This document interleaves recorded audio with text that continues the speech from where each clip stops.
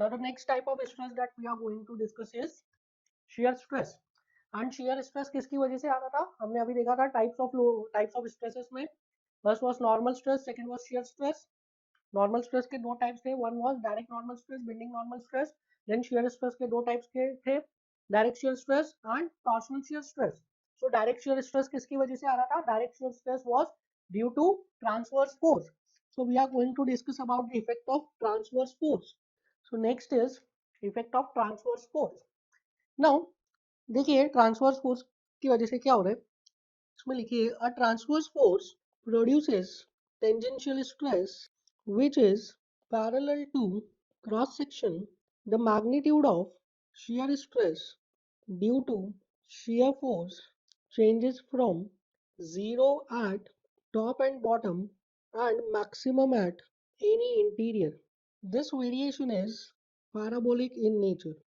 This variation is parabolic in nature. Now देखिए shear stress क्या है, shear stress किसकी वजह से आ रहा है? Due to transverse force. Now I am assuming a member and I am applying a transverse force over this member.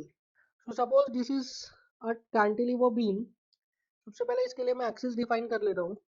So these are the axes. This is longitudinal axis X, this is Y and this is Z.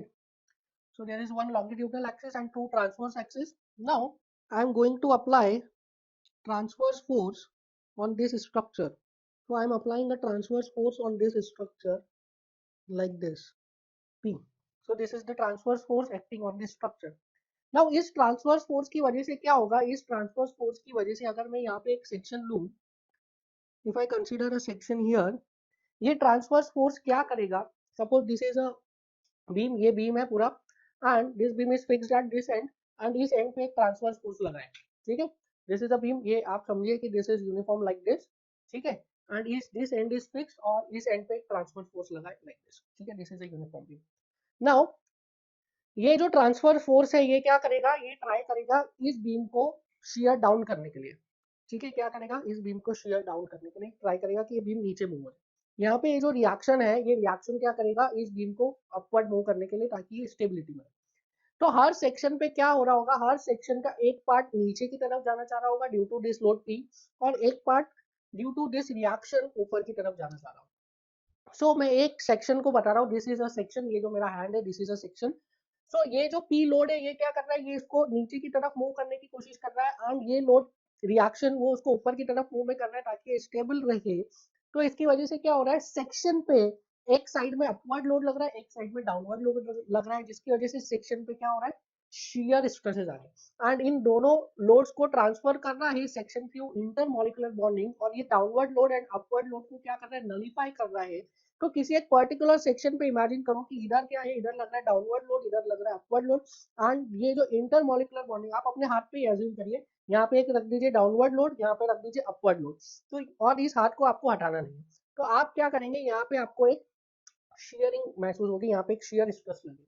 ठीक है, so through this intermolecular bonding क्या कर रहे हैं? इस sharing को resist कर रहे हैं. एंड इस शेयरिंग को रजिस्ट करने के लिए क्या हो रहा है? सेक्शन पे शेयर स्ट्रेस डेवलप हो रहा है. शेयर स्ट्रेस किस डायरेक्शन में डेवलप हो रहा है? In the plane of section. Plane section के परपेंडिकुलर नहीं हो रहा है, in the plane of section, section के प्लेन में हो रहा है, पैरेलल टू द प्लेन. ठीक है, नॉर्मल स्ट्रेस कैसा हो रहा था? Perpendicular to the plane. Shear stress कैसे डेवलप हो रहा है?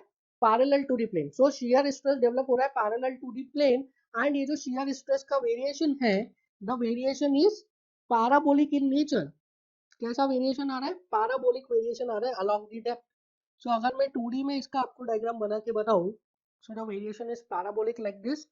Zero stress at top and bottom and maximum at interior.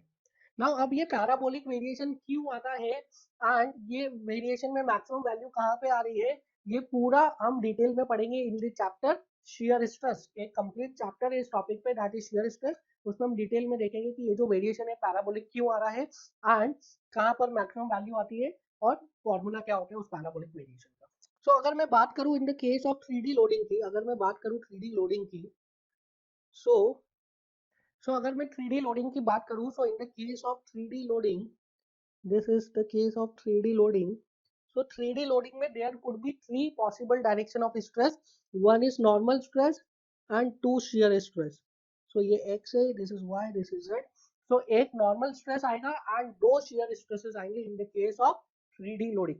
So normal stress will always be perpendicular to the cross section and shear stress के दो direction हो सकते हैं in plane of the cross section. One is this direction, second is this direction. So plane of cross section में जो दो perpendicular direction बनती है उन दोनों डायरेक्शन के अलॉन्ग क्या लगेगा, shear stress लगेगा and normal stress will act perpendicular to the cross section. So in the case of 3D loading कितनी डायरेक्शन में स्ट्रेस लग सकता है, तीन डायरेक्शन में स्ट्रेसेस लग सकते हैं. Now the next type of stress is torsional shear stress. Next type of stress is torsional shear stress. And torsional shear stress किसकी वजह से लगता था, torsional shear stress act due to axial couple. So axial couple की वजह से क्या लग रहा था, torsional shear stress. And now we are going to discuss the effect of axial couple, that is torsional shear stress. Now अब देखते हैं सबसे पहले कि ये एक्सियल कपल कैसे लगता है. जैसे आपने बेंडिंग मोमेंट के केस में देखा था कि बेंडिंग स्ट्रेस के केस में देखा था कि ट्रांसवर्स कपल कैसे लग रहा था. इन द सिमिलर फैशन यहाँ पे हम देखेंगे कि ये एक्सियल कपल कैसे लग रहा है. We know that couple is what, couple is two equal and opposite forces separated by a distance. So किस तरीके से दो इक्वल एंड ऑपोजिट फोर्सेस का अरेंजमेंट हो रहा है जिसकी वजह से कि क्या डेवलप हो रहा है, एक्सियल कपल डेवलप हो रहा है. Now so I am considering a shaft like this, this is a shaft and I am denoting axis on this shaft. इस शाफ्ट के ऊपर मैं एक्सिस डिनोट कर रहा हूँ. So I am assuming x, y and z axis like this. So this is y axis, this is x axis and this is z axis. So I am considering the longitudinal axis as x axis. जो हमारा एक general trend हम ले रहे हैं, general हम bye convention ले रहे हैं that longitudinal axis is x axis. Longitudinal axis कौन सी एक्सिस थी, जो कि हमारे रेफरेंस प्लेन के परपेंडिकुलर थी. रेफरेंस प्लेन हम कौन सा लेते हैं, इन the case of strength of material हम हमेशा रेफरेंस प्लेन को जनरली क्रॉस सेक्शनल प्लेन ही लेते हैं. So longitudinal axis आ गया हमारा x axis. Now in this case क्या हो रहा है, axial couple act हो रहा है. Now देखिए आप axial couple किस तरीके से act होता है. देखिए so two equal and opposite forces का जो arrangement है is acting like this. This is force P and this is also force P. So यहाँ पे जो दो equal and opposite forces लग रहे हैं, कैसे लग रहे हैं वो, these forces are along transverse axis. These are transverse forces. देखिए ये जो P फोर्स लग रहा है ये किस एक्सिस के पैरेलल है, ये Z एक्सिस के पैरेलल है. ये नीचे वाला जो P फोर्स लग रहा है किस एक्सिस के पैरेलल है, ये Z एक्सिस के पैरेलल है. This is one possibility. एक और पॉसिबिलिटी हो सकती है because there are two transverse axis. यहाँ पे कितनी ट्रांसवर्स एक्सिस है, दो ट्रांसवर्स एक्सिस है. फर्स्ट केस में तो क्या किया हमने, ये जो P फोर्स था, ये जो कपल था, ये किसके पैरेलल लग रहा है फोर्स, ये पैरेलल लग रहा है Z एक्सिस के. Now it is also possible कि ये जो कपल लगे वो किस फोर्स के कॉम्बिनेशन से लगी, उस फोर्स के कॉम्बिनेशन से लगे जो कि पैरेलल है about Y axis. So it might be possible कि कोई ऐसा अरेंजमेंट हो जो कि पैरेलल हो about Y axis. So again मैं axis define कर रहा हूँ x, y and z. So this is again x axis, this is y axis and this is z axis. Now in this case आप देखिए जो force का combination है वो कैसा लग रहा है. The force is acting like this. This is P and this is P. So in this case also two equal and opposite forces are separated by a distance. This is upward force, this is downward force and these are separated by a distance. तो यहाँ पे देखिए क्या हो रहा है, ये जो दो forces है, these two forces are acting along, these two forces are acting along transverse axis. कौन सा transverse axis, y. So in this case क्या हो रहा है, जो transverse force act कर रहा है वो किसके along act कर रहा है, y axis के along act कर रहा है. Now देखिए ये दो possibility है, जिस दो पॉसिबिलिटी से क्या हो सकता है, जिससे एक्सियल कपल बन सकता है. अब इसको एक्सियल कपल क्यों बोल रहे हैं अभी हम थोड़ा सा आगे समझेंगे जब इन फोर्सेस को ट्रांसफर करेंगे on the centroidal axis. So I M transferring this forces on the axis, इनको एक्सिस पे ट्रांसफर कर रहा हूं मैं. सो ये यहाँ से हम देख सकते हैं ये जो दो फोर्सेस है, these two forces are transverse forces along the transverse direction में लग रहे हैं. ठीक है, लॉन्गिट्यूडनल डायरेक्शन में नहीं लग रहे. This is in z direction and this is in y direction. इसके प्रीवियस वाले केस में भी जो हमने देखा था, ये जो P फोर्स लग रहा था in the case of direct shear stress, in the case of direct shear stress, तो ये जो P फोर्स यहाँ पे लग रहा था, ये P फोर्स कैसा लग रहा था, this P force is also transverse but this P force is passing through y axis. ठीक है, this P force is passing through y axis, whereas in this case यहाँ पे जो ये P force लग रहा है, this is not passing through the y axis, whereas this P force is eccentric. यहाँ पे जो ये P force लग रहा है, ये P force कैसा है, ये P force eccentric है, and due to this eccentricity क्या हो रहा है, यहाँ पे टॉर्शनल मोमेंट जनरेट हो रहा है. नाउ अब ये टॉर्शनल मोमेंट कैसे जनरेट हो रहा है वो अभी हम देखते हैं, बट अभी आप इतना समझिए कि यहाँ पे जो ये P फोर्स लग रहा है, this P force are eccentric transverse force, whereas इसके पहले वाले जो केस में हमने देखा था, in the case of direct shear, वहां पे जो P फोर्स लग रहा था वो कैसा था, कॉन्सेंट्रिक ट्रांसवर्स फोर्स था. सो अगर कॉन्सेंट्रिक ट्रांसवर्स फोर्स लगेगा तो उसकी वजह से क्या होगा, उसकी वजह से डायरेक्ट शियर आएगा, और एसेंट्रिक ट्रांसफर फोर्स लगेगा तो उसकी वजह से क्या होगा, एक्सियल कपल डेवलप होगा, एंड एक्सियल कपल डेवलप होने की वजह से क्या होगा, टॉर्शनल शियर स्ट्रेस आएगा. नाउ अब मैं क्या कर रहा हूँ, ये जो फोर्स लग रहा है इस फोर्स को मैं शिफ्ट करूंगा एट दी एक्सिस पे शिफ्ट कर रहा हूँ मैं. Again I am remarking, this is X axis, this is Y axis and this is Z axis. तो ट्रांसफर करिए, फोर्स को कैसे ट्रांसफर करते हैं हमें पता है, फोर्स को शिफ्ट करने का कॉन्सेप्ट हमें पता है. Force will be shifted as it is force shift होगा.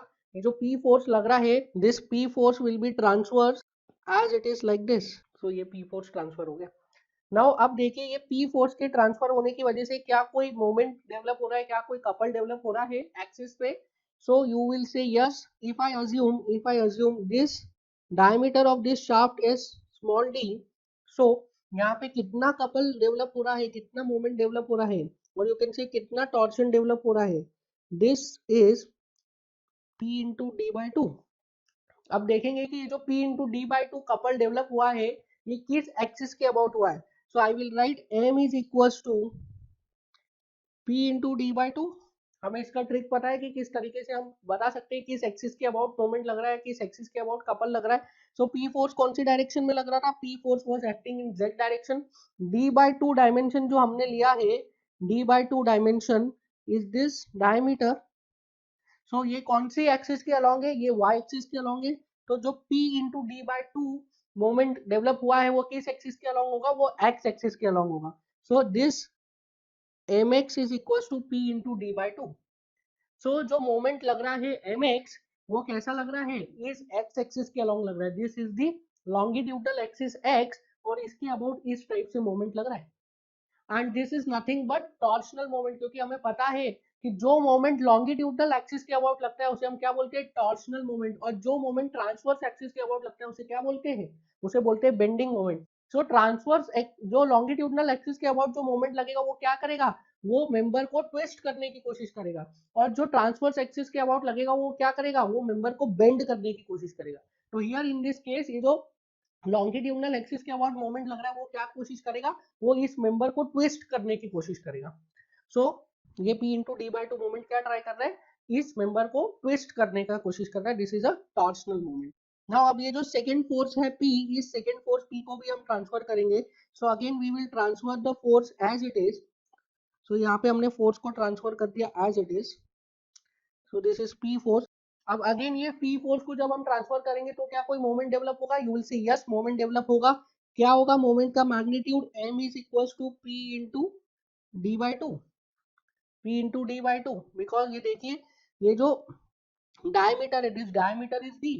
सो आप इसको यहाँ से ये वाले पॉइंट से सेंटर पे शिफ्ट कर रहे हो तो कितना डिस्टेंस ट्रेवल कर रहे हो, it is D by to.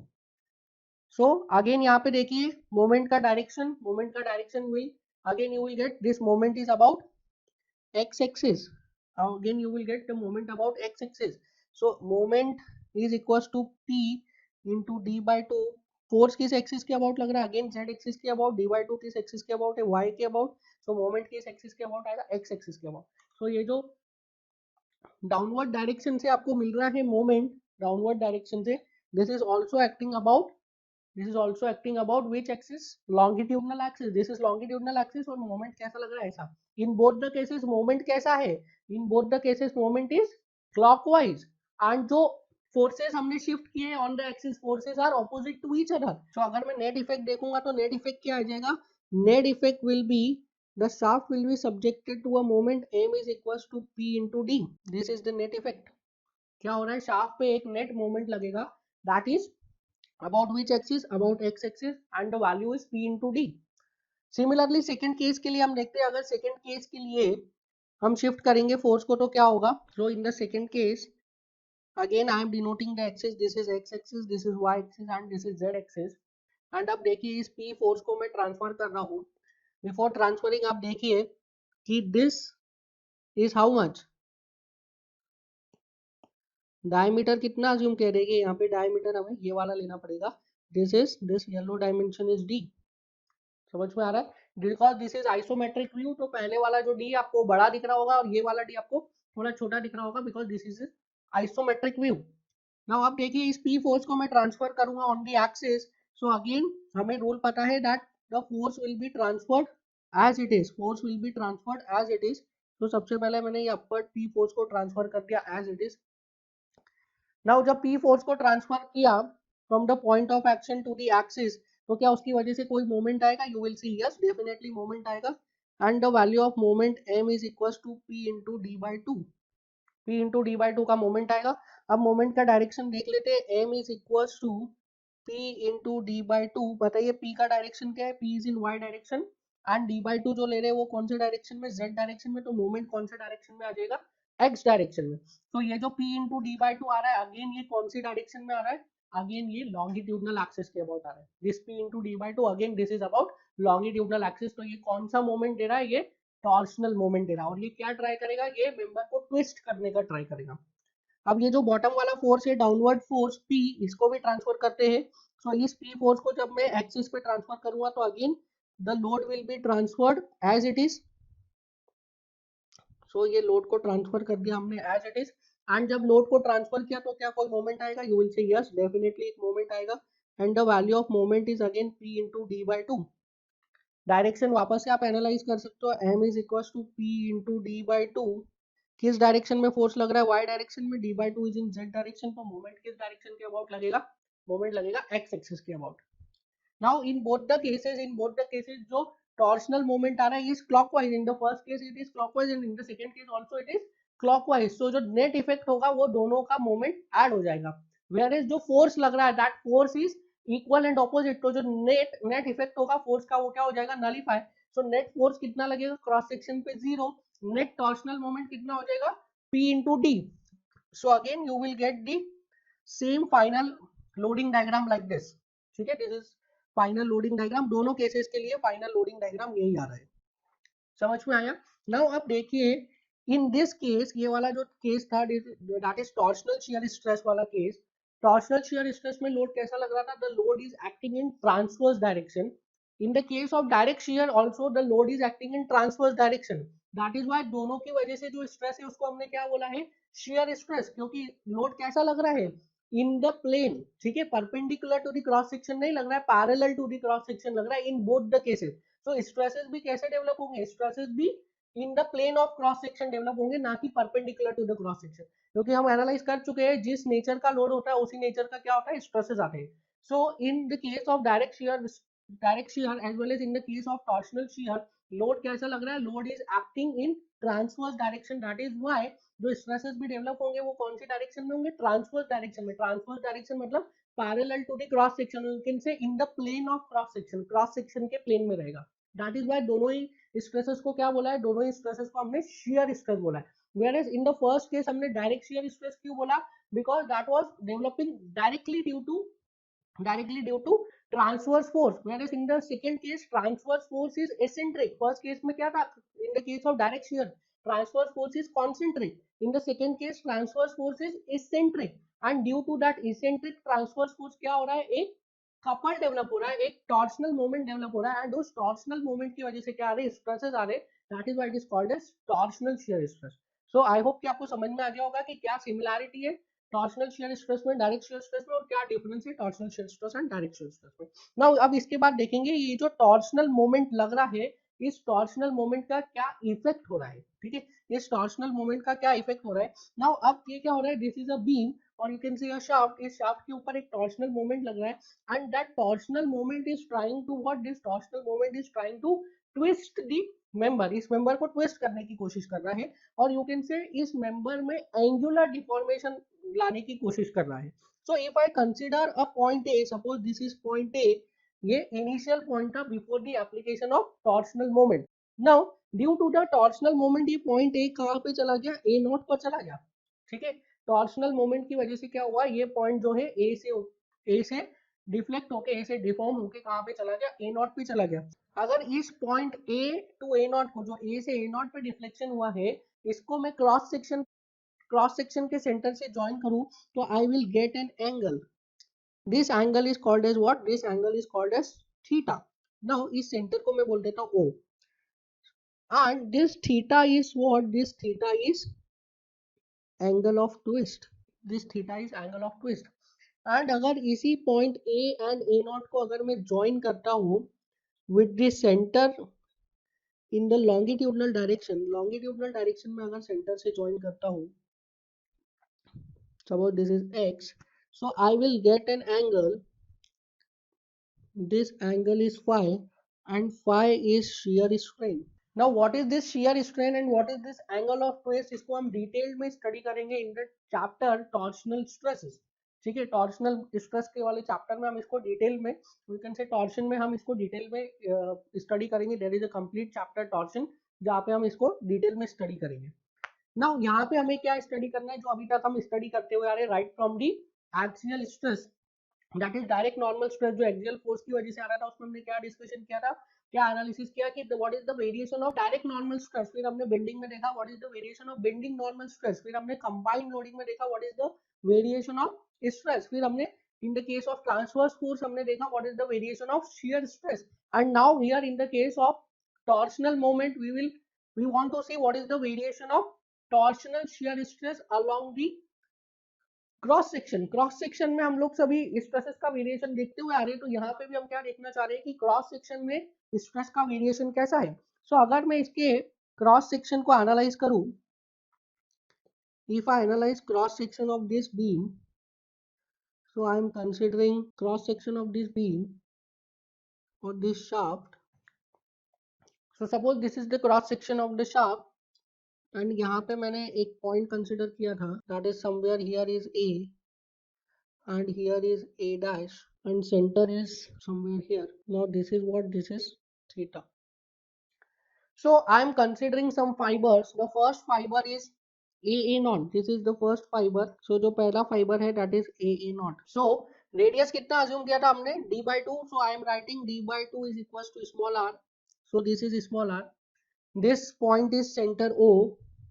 Can I write angle is equals to arc upon radius? So arc is equals to angle into radius, लिख सकते हैं।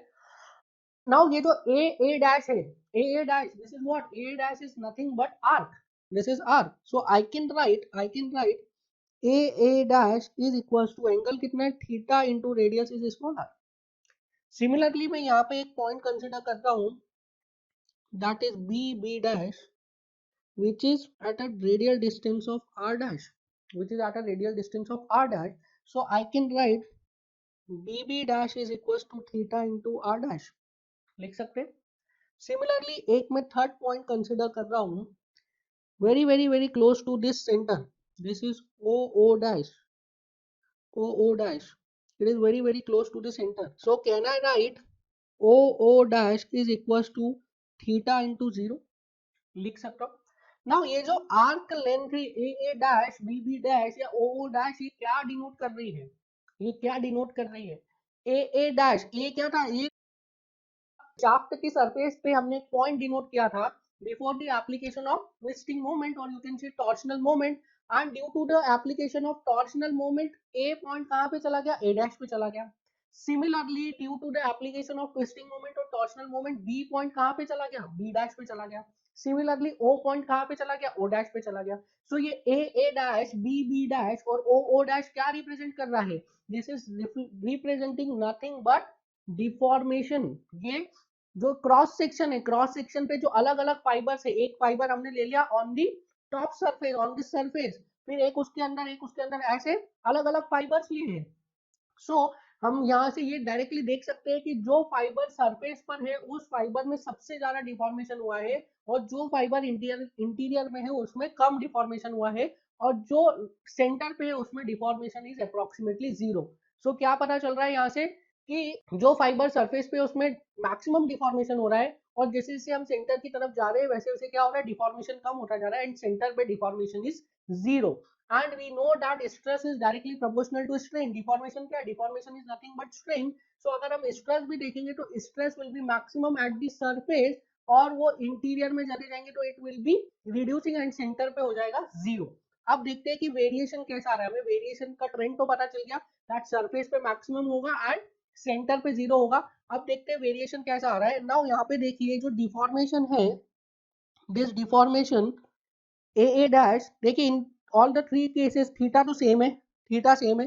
डिफॉर्मेशन किस पे डिपेंड कर रहा है, आर पे, and deformation is directly proportional to R. So strain R पे डायरेक्टली प्रोपोर्शनल है, स्ट्रेस स्ट्रेन पे डायरेक्टली प्रोपोर्शनल है, that means stress will be directly proportional to R. So यहाँ से हमें पता चल जाता है that stress will be directly proportional to are. That means जिस रेशो में आर बढ़ेगा या आर कम होगा उसी रेशो में स्ट्रेस भी बढ़ेगा या कम होगा। That means the variation of stress will be linear with R. सो आर के साथ अगर स्ट्रेस का वेरिएशन देखेंगे तो the variation of stress will be linear.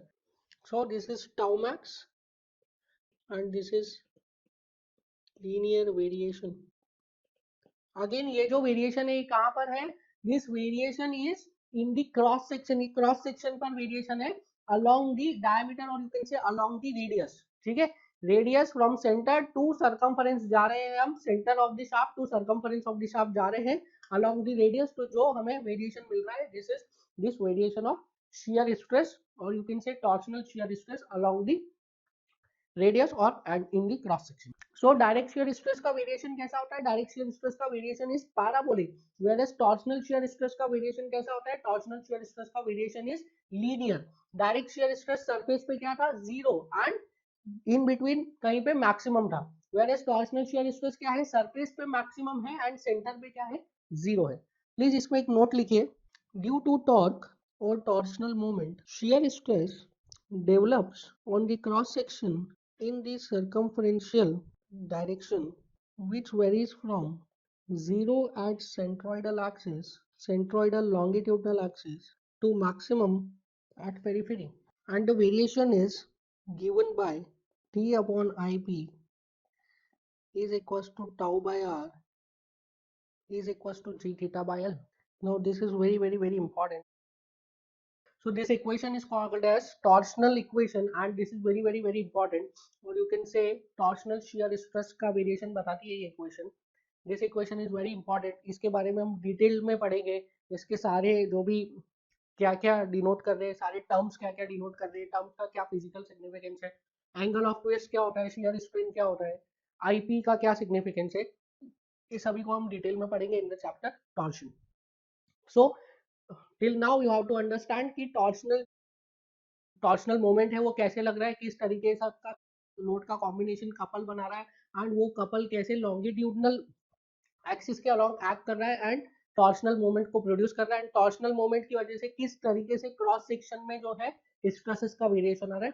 Till now आपको इतना ध्यान रखने की जरूरत है। नाउ आई होप कि आपको टाइप्स ऑफ स्ट्रेन स्ट्रेस समझ में आया होगा। There are basically two types of stress, normal stress and shear stress. Then normal stress and shear stress के again दो टाइप्स है, totally there are 4 types of stresses: direct normal stress, bending normal stress, direct shear stress and torsional shear stress. Now similar to stress we are going to discuss about types of strain, but पहले हम strain देखते हैं, what is strain. Now strain is basically what, strain is basically deformation.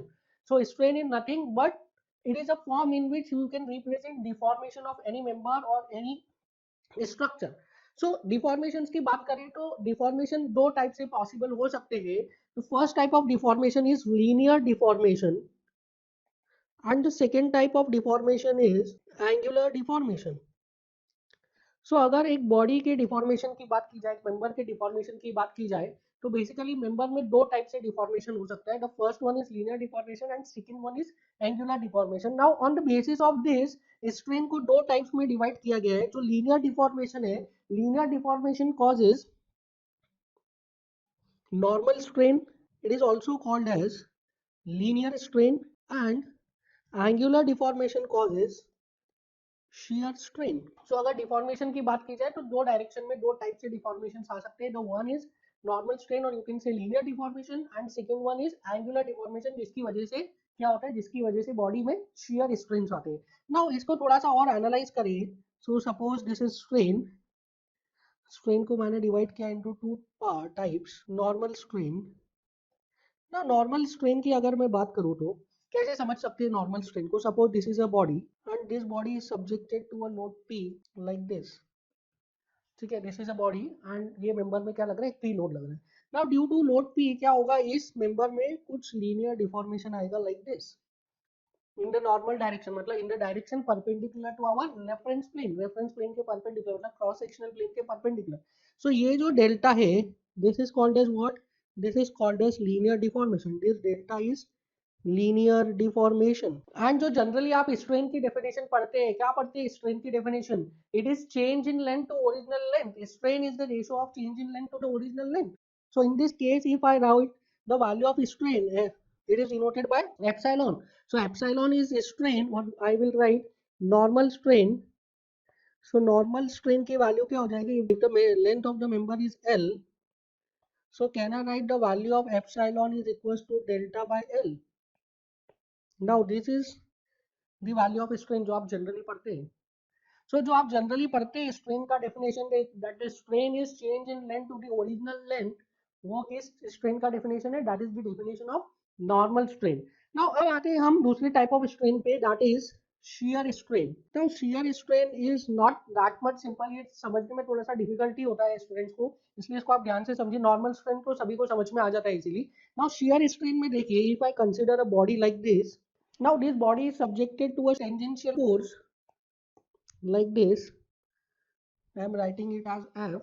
So this body is subjected to a shear force like this. Now due to the application of shear force, इसमें क्या होगा, इसमें deformation आएंगे and this body is going to be deformed. अब देखिए इसमें कैसा deformation आ रहा है और उस डिफॉर्मेशन के बेसिस पे हम कैसे shear strain को डिफाइन कर रहे हैं। Now due to shear body में क्या आया है, बॉडी में डिफॉर्मेशन आए हैं एंड नाउ ये जो डिफॉर्मेशन से कैसे आएगी, this is not perpendicular to the cross sectional plane, this is parallel to the cross sectional plane, this deformation is parallel to the cross sectional plane। ठीक है, सो अब देखिए ये जो डिफॉर्मेशन है इसकी वजह से क्या एक एंगल बन रहा है यहाँ पे, this angle is called as phi and this phi is nothing but shear strain। Now why this phi is called as shear strain, आपको ये समझना है। अब इसके पहले आपको समझना पड़ेगा shear strain होता क्या है। Now shear strain is nothing but it is change in angle between two initially perpendicular lines। So shear strain क्या होता है, shear strain को आपको फिजिकली समझने के लिए shear strain का ये डेफिनेशन समझना पड़ेगा। shear strain is nothing but change in angle between two initially perpendicular lines। Now अब देखिए suppose I am considering a body, similar body वापस से ले रहा हूँ। तो suppose this is a body and इस बॉडी पे मैं क्या कर रहा हूँ, दो परपेंडिकुलर लाइंस ड्रॉ कर रहा हूँ लाइक दिस। ठीक है, बॉडी पे मैंने दो परपेंडिकुलर लाइंस ड्रॉ किए। Now this body is fixed. ठीक है, बॉटम पे फिक्स्ड है, बॉटम वाला जो फेस है उसका दैट इज फिक्स्ड। नाउ इस पे अगर अब हमने एक फोर्स लगाया है टेंजेंशियल डायरेक्शन में F, now due to this tangential force body में क्या होगा, बॉडी में there will be deformation like this. इस टाइप से बॉडी डिफॉर्म हो जाएगी एंड जब बॉडी डिफॉर्म होगी तो ये जो हॉरिजॉन्टल लाइन है ये तो हॉरिजॉन्टल ही रहेगी, बट जो वर्टिकल लाइन है वो क्या हो जाएगा, that will becomes inclined like this. So horizontal जो इनिशियली हॉरिजॉन्टल लाइन थी वो तो हॉरिजॉन्टल ही रही, बट जो वर्टिकल लाइन थी वो क्या हो गया, डिफॉर्म हो गया। So if I want to calculate change in angle, initial angle कितना था, इनिशियल एंगल वाज 90 डिग्री। ये दो परपेंडिकुलर लाइंस पे इनिशियल एंगल था 90 डिग्री। अब कितना हो गया, अब हो गया सपोज दिस इज थीटा, तो चेंज इन एंगल कितना हो गया, इज 90 माइनस थीटा और you can see phi. So change in angle is phi and this phi is nothing but shear strain। किसमें चेंज इन एंगल चाहिए, दो initially perpendicular lines के बीच में एंगल चाहिए, दो इनिशियली परपेंडिकुलर लाइंस के बीच में चेंज इन एंगल चाहिए। सो अगर मैं यहाँ पे इसको डिनोट करूँ तो क्या ये वाला एंगल भी फाई है, you will say yes this is also phi. So shear strain क्या होता है, shear strain is change in angle in two initially perpendicular lines। अब देखिए, अब मैं एक और केस कंसीडर कर रहा हूँ, इससे रिलेटेड एक क्वेश्चन भी आया हुआ है आपके एग्जामिनेशन में। Suppose I am considering again a body like this and in this case this body is subjected to tangential force like this। जो tangential force है वो दो planes के अबाउट लग रहा है, दो planes के अबाउट। नाउ अब जो बॉडी है, बॉडी कुछ इस तरीके से डिफॉर्म हो रहा है। नाउ इन दिस केस आप बताइए इनिशियल एंगल कितना था, दो परपेंडिकुलर लाइंस के बीच में। So I am considering two perpendicular lines, ये दोनों लाइंस को मैं परपेंडिकुलर अज्यूम कर रहा हूँ, दिख रहा है द ब्लू वंस, ठीक है, ये दोनों लाइन को मैंने परपेंडिकुलर अज्यूम किया। सो इनिशियली दोनों परपेंडिकुलर लाइंस के बीच में कितना एंगल था, 90 डिग्री, एंड फाइनल एंगल कितना हो गया है, this is final angle theta, so this is final angle theta. So what can I write, change in angle is equals to 90 minus theta, लिख सकते। so change in angle क्या है, change in angle is nothing but shear strain. so shear strain phi कितना हो गया, it is 90 minus theta, हो गया 90 minus theta. now can I write by symmetry this is phi 1, this is phi 2, so can I write, so by symmetry can I write phi 1 is equals to phi 2. So can I write phi 1 is equals to phi 2 is equals to phi by 2. So in this case this is phi by 2, this is also phi by 2, ठीक है। So यहाँ पे क्या हो जाता है, shear strain phi is equals to phi 1 plus phi 2, समझ में आया। So अगर दो परपेंडिकुलर लाइंस डिफॉर्म हो रही है तो shear strain को कैसे डिफाइन किया गया है, shear strain को डिफाइन किया गया है the change in angle of two initially perpendicular lines. So in this case shear strain क्या हो गया, it is phi 1 plus phi 2, ठीक है। so यहाँ से हमने देखा what is shear strain and what is normal strain. so मैं in general अगर बात करूँ तो what is shear strain, shear strain is change in angle of two initially perpendicular lines. अगर कोई एक फेस फिक्स्ड है तो वाले फेस का जो लाइन है वो डिफ्लेक्ट नहीं होगा पर दूसरे फेस का लाइन डिफ्लेक्ट होगा। तो अगर एक फेस फिक्स्ड है दूसरा फेस फ्री है तो उस जो फ्री वाला फेस है उसका जो लाइन डिफ्लेक्ट हो रहा है that will represent what, shear strain. If both the faces are free तो दोनों फेसेस का जो डिफ्लेक्शन हो रहा है, दोनों फेसेस के डिफ्लेक्शन को ऐड करके जो चेंज इन एंगल आएगा that would be our shear strain. So in general shear strain is what, shear strain is change in angle of two initially perpendicular lines, ठीक है, change in angle of two initially perpendicular lines. Now here if you want to calculate the value of this shear strain, so shear strain phi, ये phi का value मुझे निकालना है। So I am assuming जो formation आया है this formation, this is delta, and कितनी length में फॉर्मेशन आया है, ये डिफॉर्मेशन आया in length L. So can I right tan phi is delta by L, लिख सकते हैं tan phi is delta by L, since this phi is elastic deformation and phi is very small. So can I write tan phi is equals to phi which is equals to delta by L. So shear strain phi की कितनी value आ जाती है, it is delta by L. So the value of shear strain phi is nothing but delta by L. So what is shear strain? Shear strain is change in angle of two initially perpendicular lines, ठीक है। यहाँ पे क्या था, दो initial perpendicular lines थी like this and उसका change in angle कितना आ गया, फाई आ गया, ठीक है। यहाँ पे तो हमने कैसा लिया था, the body is in a rectangular और स्क्वायर शेप, तो जो बॉडी का फेस था वो फेस जितना डिफ्लेक्ट हुआ, फेस पे जितना एंगुलर डिफॉर्मेशन आया उसको हमने डायरेक्टली बोल दिया क्या, उसी को हमने बोल दिया change in angle of initial perpendicular line. अगर बॉडी इनिशियली ट्रेपेजियम में है या कोई और शेप में है तो you have to draw two initial perpendicular line और फिर उसके बाद आपको देखना पड़ेगा कि कितना चेंज आ रहा है दो इनिशियल परपेंडिकुलर लाइंस में। जो भी दो इनिशियल परपेंडिकुलर लाइंस में चेंज इन एंगल आएगा वो क्या हो जाएगा आपका, वो आपका हो जाएगा शियर स्ट्रेन। क्लियर है। So the value of shear strain phi is delta by L whereas the value of normal strain epsilon is also delta by L। But यहाँ पे जो L लिया है this is in the plane of force की direction में ही लिया है, और यहाँ पे जो L लिया है this L is perpendicular to the direction of force, ठीक है। तो ये आप ध्यान रखेंगे। In both the cases shear strain में भी phi क्या आ रहा है, delta by L, normal strain में भी एप्सिलॉन क्या आ रहा है, डेल्टा बाय L।